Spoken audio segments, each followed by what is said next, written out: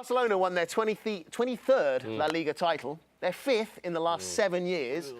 But back in January, almost no one sitting on that couch gave Barcelona a shot. That's right, because back in the glory days of January, the world was a more just place, and it looked like Barcelona were in real trouble. A loss at Anoeta to la Real Sociedad put the club in an out-and-out crisis. The president fired the sporting director, Andrés Zubizarreta. Leo Messi had had enough of Luis Enrique, and he let him know it. The board called early elections, but then what will go down in history books as the Great WhatsApp Summit of 2015. That's right. According to reports in Sport, after the loss to la Real Sociedad, the club's veterans, led by Xavi, organized a WhatsApp chat in which they decided that they needed to turn their season around.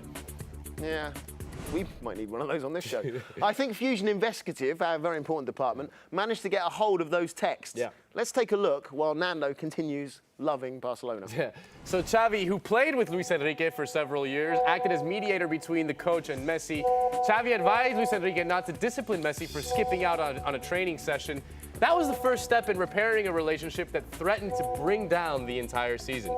Wow. Some good text Messi, there. emoji, good emoji game. Yeah. The wonders of modern telecommunications. We're not quite sure that he can write proper grammar. Allegedly. Yeah. WhatsApp can really turn your season around. Yeah. Liverpool are still using fax machines, I think. Yeah. Anyway, you mentioned before that Zubizarreta was fired as sporting director this season, but Yeah. I did some hashtag research, looked at Barcelona's signings, and they seem to be doing quite well. Yeah, starting with the two goalkeepers, Claudio Bravo and Marc-Andre Ter Stegen, which is unsurprising considering Zubizarreta was a very good goalkeeper himself in his playing days.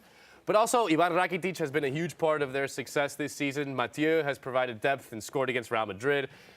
And of course, Luis Suarez, who was Zubizarreta's big bet this season.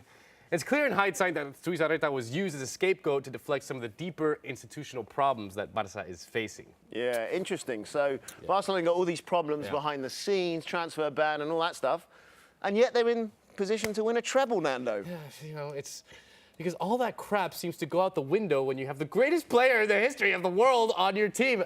I mean, this may have been Messi's greatest ever season, and that's saying something. We've seen him add dimensions to his game that we didn't think possible. This year, he still scores about a goal every game, as he has for several years now. But now he's turned into the team's main organizer of play as well. The dude is dropping deep and starting to play as well as finishing it. He's turning into Maradona, but with the added bonus of scoring a crazy amount of goals. Now, if he ever decided to play central midfield, he'd still be the best center midfielder in the world. And I personally cannot wait until he retires. And I shudder at the thought of him getting even better next season.